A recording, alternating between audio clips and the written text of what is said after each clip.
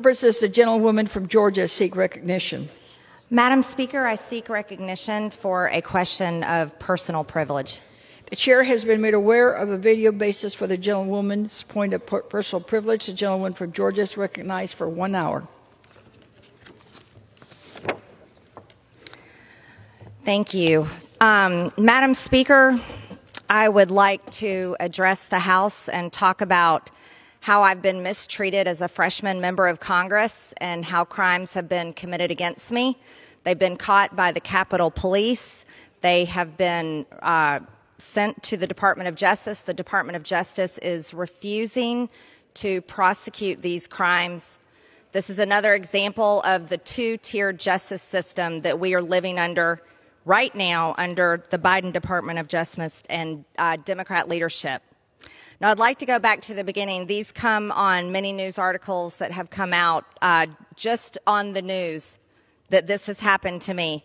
But I would like to remind the House that starting on February 4th, as a freshman member of Congress, I was kicked off committees by the Democrat majority and 11 of my Republican colleagues, unfortunately. So I serve here as a member of Congress without committees representing my district, but I've continued to work hard. I would also like to remind the House that on February 24th, after we had voted on the Equality Act and we had been debating back and forth, I had made many statements based on my beliefs, based on biblical truth, based on the beliefs of my district that I represent, that there are only two genders, male and female, and I stand firm on that. But yet it was my Democrat colleague across the hall placed a trans flag across the hall from my office to apparently maybe shame me for my vote. That had happened. Then, in response to that, I simply put up a sign outside my office responding to the flag. But it continued on. There was also another incident on June 29th where one of my Democrat colleagues screamed at me in the Cannon Tunnel, yelling and screaming at me for having a mask pulled down to my chin while I was talking on a Facebook Live video. So all of it was caught on video. And then that member then went to the speaker and claimed that I had attacked her and was able to get her office moved because apparently she claimed I was a threat to her where I was not. And she was given a security detail for her protection. Then even there were 73 Democrat colleagues introduced a resolution to expel me from Congress. Let me let you know what that says. It simply says that Representative Marjorie Taylor Greene be and she hereby is expelled from the House of Representatives, giving no reason whatsoever for this resolution. But yet it is sponsored by one of my Democrat colleagues and co-sponsored by 73 other of my Democrat colleagues. Yet I've done nothing wrong. What else happened? Well, let's go a little further. I have over $100,000 in mask fines. And then when I went before the Ethics Committee on my House on these mask fines, 4 of the 5 Democrats on the House Ethics Committee also have their name on this resolution to expel me from Congress. I asked them to recuse themselves, and they refused. Therefore, that wasn't very fair. That's not fair treatment. I've even had my character attacked on the House floor, calling me horrendous names, horrible names, insulting names that aren't true about me at all, accusing me of things that I've never done, especially involving January 6th. Then there was even an effort recently to remove my name off of the ballot so that the people of my district couldn't even vote for me. And that came from a Democrat left-wing group that was funded by Democrats. I beat that in court. But all of this time, with all of these things happening, the media has promoted all of it. And because of this, I have had nearly 60 official death threats, 21 death threats, direct ones. And there's a man from New York currently on trial for threatening to kill me. 19 indirect threats. These are basically death wishes and harassment. And 8 sexually related threats. Individuals that have made threats of sexual assaults against myself and members of my family. I'll give you a few examples. In quotes, one person said, "I need to effing kill you." Another one said, "Marjorie Greene should find a bullet in her head." Another one said, "I can't wait till you get raped until you are dead." And another threat said, "I'll come see you and your children." And it went on and on. Now, all during this time, I have requested for protection, saying I need help, I need protection. I don't feel safe in these buildings. I don't feel safe at all. And all of that has been denied. But I've watched many of my colleagues across the aisle in the majority party receive a lot of protection and help. But I've gotten none. But just recently, I want to go through some things that happened. This sign seems to upset people so much, but it's a simple truth that is an example of what I believe based on my Christian faith, based on what the Bible says in Genesis, that God created us in his image, male and female, he created us.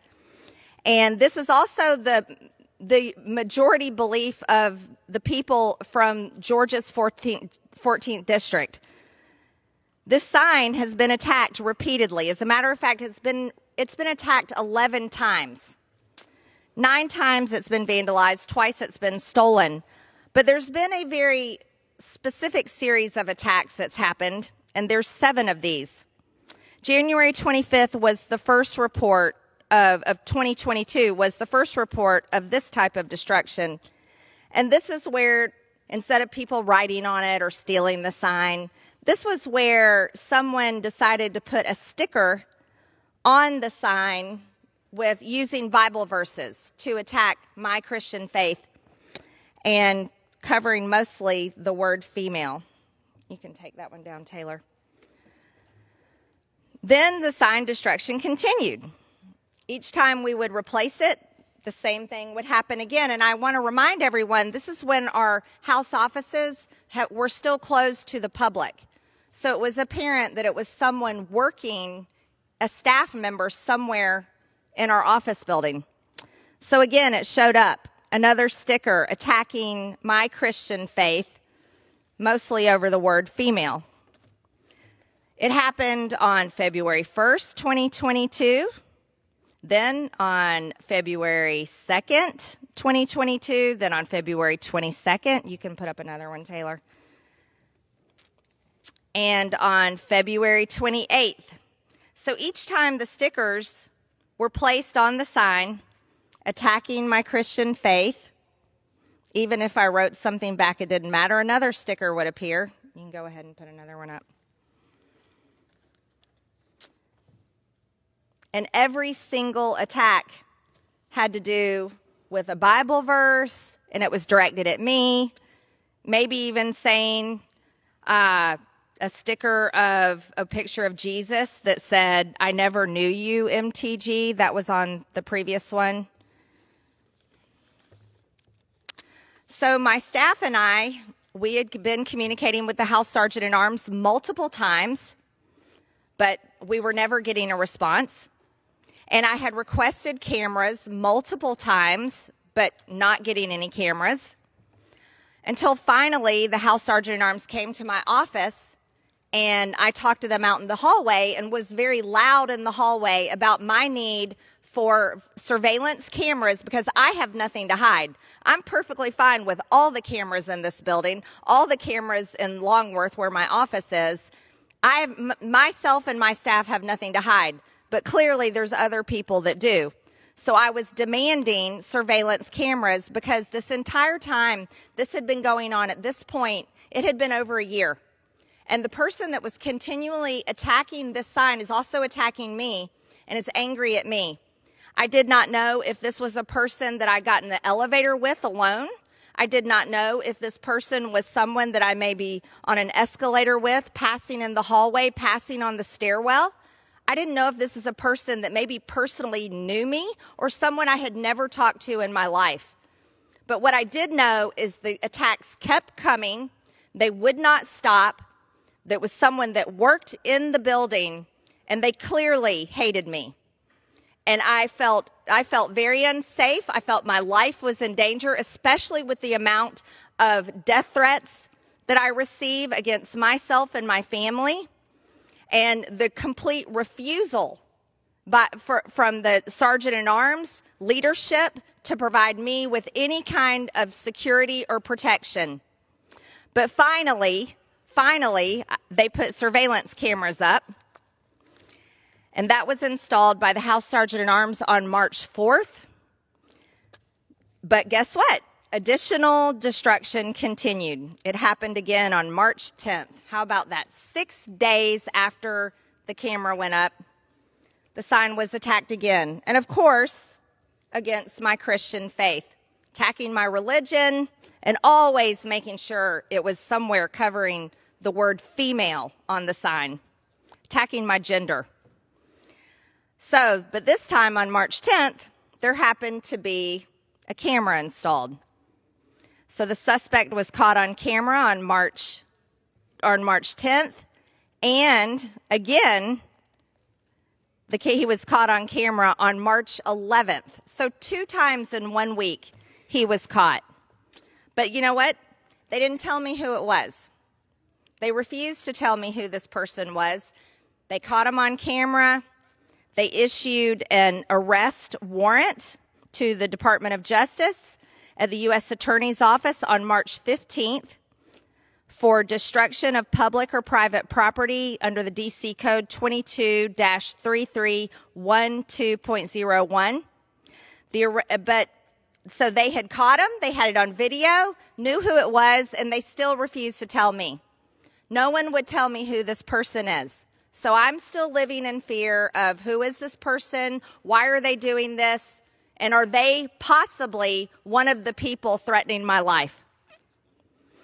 And then, to my extreme disappointment, I received a phone call from the U.S. Attorney's Office, who I thought for sure when I got on the phone, and it was a woman, I thought she might have some sympathy to what I'm going through. But she let me know that the U.S. Attorney's Office is declining to prosecute any kind of charges against this person, and they would not be following through, even though they have it on video, they know exactly who he is, and he's clearly broken the law. But they didn't want to prosecute it. And this is from our Department of Justice. The same Department of Justice that is not prosecuting people that are harassing our Supreme Court justices, breaking federal law. The same Department of Justice that is not keeping our borders safe. The same Department of Justice that is supposed to uphold all of our federal laws for our country, not stopping the fentanyl crisis and prosecuting. The same Department of Justice that isn't prosecuting crime apparently anywhere because crime is out of control. They don't care about crime here in this place, in Congress, in the Capitol complex, but they only care about the people that definitely came in and walked around on January 6th. If you're one of those people, they are prosecuting you to the hilt. And some of them are rotting in the D.C. jail now. If you're a Republican member of Congress and someone is stalking, harassing, attacking your gender, attacking your religion, they drop the charges. You see, that is a two-tiered justice system. And I can't imagine why we're allowing that to happen. The problem here is all of the American people are paying their taxes. The Department of Justice is receiving their full budget, but the Department of Justice is only prosecuting crimes that matter to half the country. That's a two-tier justice system. In order to have a justice system that is fair and good and one that the American people can trust, it should be a justice system that prosecutes crime just because it's a crime, not based on a political party, not based on does it match up with the ideas or policies they agree with, or the president that's in the White House or whoever's Speaker of the House or whoever's in leadership. It should matter that it's a crime and they should prosecute these crimes. But unfortunately, that's not happening. So I did find out who this person is, and it's reported in the news. I did find out that it's Representative Jake Auchincloss, Chief of Staff. His Chief of Staff is the person that has been consistently attacking the sign, targeting me, harassing me. This is a Chief of Staff. This isn't like a low-level staffer. This isn't an intern. This is a Chief of Staff that's had quite a career here, working in this institution, who knows better. As a matter of fact, he fully believes that you shouldn't harass anyone over their religion or their gender or their sex or any of these things. He definitely believes in hate crimes because previously, when he worked in another member's office, when he was chief of staff in that office, there was a man that yanked down their pride flag outside their office, yanked it down and mistreated it. Well, Tim Hysom, the chief of staff at Jake Auchincloss's office, who has been targeting and harassing me, was so offended at that action that he and the other staff chased that man down the hall. They wanted the Capitol Police to arrest him and prosecute him. They wanted him prosecuted. But yet, Tim Hysom, chief of staff for Jake Auchincloss, feels he's completely above the law, and he feels and says that my sign saying there's only two genders, male and female, he says it's a statement of hate, and therefore he's entitled to attacking me for it. You see, that is complete hypocrisy. That is not the way this works. Why is one above the other? It shouldn't be. I thought in America, aren't we all equal? Aren't all of our beliefs protected? Isn't our speech protected? Why is my religion under attack? Why is Christianity under attack? Why is my belief in defending women and girls' privacy rights in sports, why is that wrong? But yet it's okay for him to defend the pride flag and be angered and upset and want to arrest and prosecute someone when they attack it. Two-tier justice system. This is a man that I don't know. He doesn't know me. I didn't know who he was until a few weeks ago. I had no idea. For a time, I've been in my office building many times late at night. But I don't go there by myself anymore because of this man right here. I don't know if he's one of the death threats that have called my office. I don't know if he's one of the people that mail in disgusting, horrible things to me in my office. I don't know what else he would do because he feels he's above the law and beyond reproach. I also don't understand why his boss, Representative Jake Auchincloss, still has him employed. Because I'll tell you right now, if anyone in my office, if any of my staff were to do what he has been doing to another member of Congress, they would be fired. And my staff would never do it. Since early on in our term, when my colleague across the hall from me attacked me on Twitter by starting on my nameplate and turning the camera to herself where she planted the trans flag, no one in my office, none of my staff has touched her flag, nor would we, because we respect her freedom of speech and her right to have it there. We would not touch it. But that's not how I have been treated. I've been treated much differently. I've been attacked over and over and over and over. And then finally, when I got video surveillance cameras, the Capitol Police did a great job. They caught him, they issued a warrant for his arrest, and they sent it to the Department of Justice. But the Department of Justice doesn't care. Why? Probably because I'm a Republican. We don't have a Republican White House. We don't have a Republican-controlled Congress. So why should Republican Congresswoman Marjorie Taylor Greene matter? Apparently, I don't matter. My safety doesn't matter. And the beliefs of my district don't matter. Not to the Department of Justice. They have no interest in prosecuting Tim Hysom for attacking me 7 times, twice caught on video. Nope. They don't care because half of the country doesn't care to them. But let's go a little bit further. There's been more things that have happened. I mean, I feel like it's almost like high school mean girl behavior, but this is supposed to be Congress. Well, we also had a situation on June 16th, just last week. There was a certain film crew that works for Stephen Colbert, had been basically stalking me all day long, going throughout, following us around here. My staff was very helpful in putting me in the car and keeping me away from them. They ended up outside my office. My staff took me somewhere else so I didn't have to go there.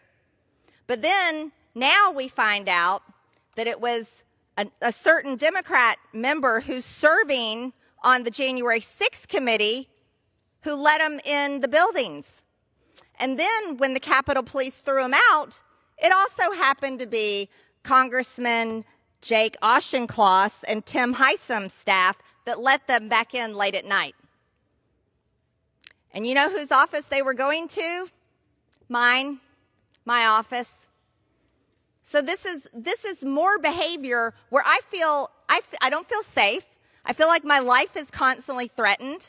I'm constantly harassed. And this is no way for anyone to have to do work here. This place should not be run like this. This shouldn't be allowed. Now, while the January 6th committee is currently accusing one of my colleagues, Representative Barry Loudermilk, of giving tours, which is a lie about him, they are lying about him and saying he did something he did not do. They, at the same time, were letting these people in our office buildings. We don't even know where all they went, but they know, and the Capitol Police know. They were allowing them to go everywhere as if they're doing some sort of insurrection. Why is that being allowed? Why do they get to have tours and free reign running all around the hallways and attacking members' offices? But then we get accused of something horrible? This is wrong. You know what people care about? People care about inflation. They can't afford groceries. Mothers can't find baby formula. Women can't find tampons. People can't afford gas. People are so upset about crime. People are so upset that no one cares that we even have a border. These are the things that people care about.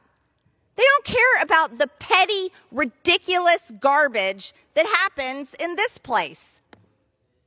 But this is what we're dealing with because the Department of Justice will not prosecute any of these crimes. And it's all about politics. Aren't politics disgusting? I'm so sick and tired of politics. The whole reason why I ran for Congress is because I was upset that we're a nation in debt that we'll never be able to repay. And I have 3 children, and I hope to God I have grandchildren, and I don't know what's going to happen to their lives.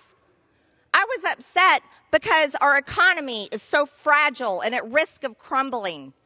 I was upset because our nation had been shut down over a virus, and we should have never been shut down.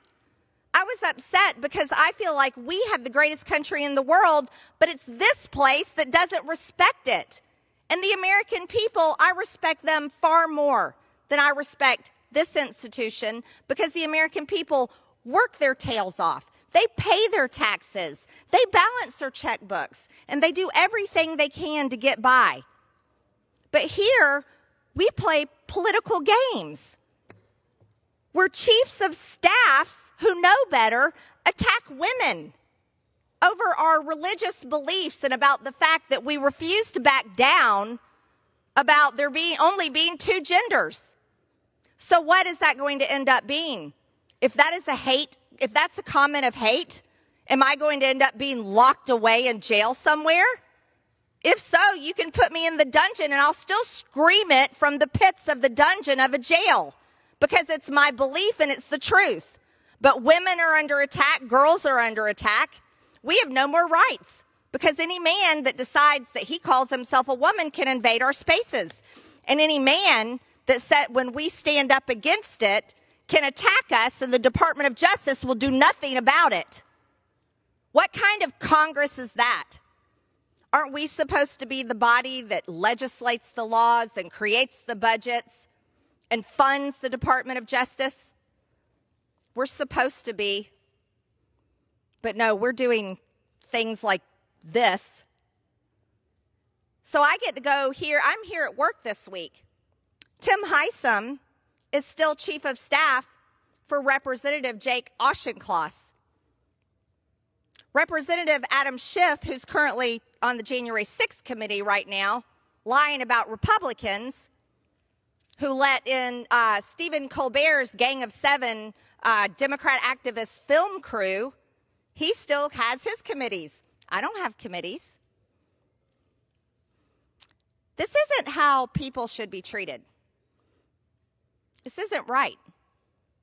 And here's the other thing. It's not just me that feels this way. There are tens of millions of Americans, hundreds of millions of Americans that agree. They're tired of it, sick and tired of it.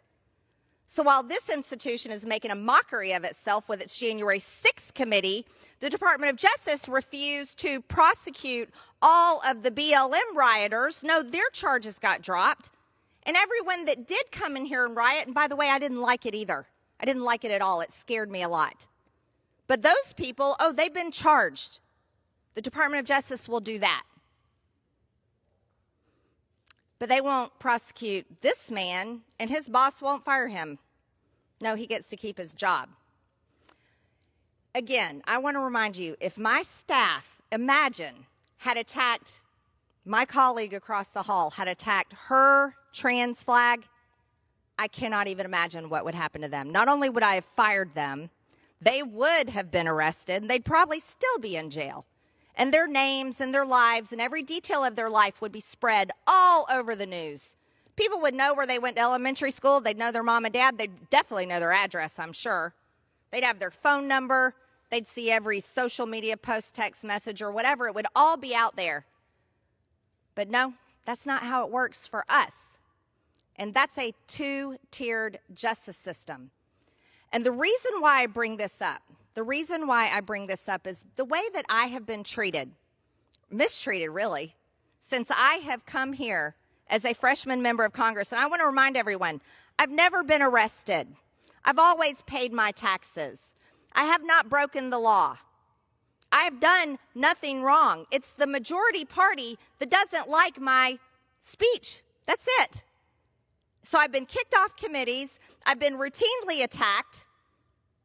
I have been lied about. My character has been completely destroyed, not only by people in here, but the media definitely helps them. I have so many death threats. I've had to pay for my own personal security. And now the Department of Justice will not prosecute someone when they are caught committing a crime against me, against my gender and my religion, attacking me over and over and over again. You know something? The way this place treats me is exactly the way conservatives, Republican voters, and many Americans feel treated. They feel mistreated because this place only cares about itself. This place cares about what happens here and is so disconnected to farmers who are about to go out of business, mothers that can't find baby formula, women that can't find feminine products. The border, all those towns, overrun. They try to help the people so much, they can't even help anymore. The crime that's increasing. The billions and billions of dollars that we're sending over for a proxy war with Russia and some other country to protect their borders, but we won't protect our own.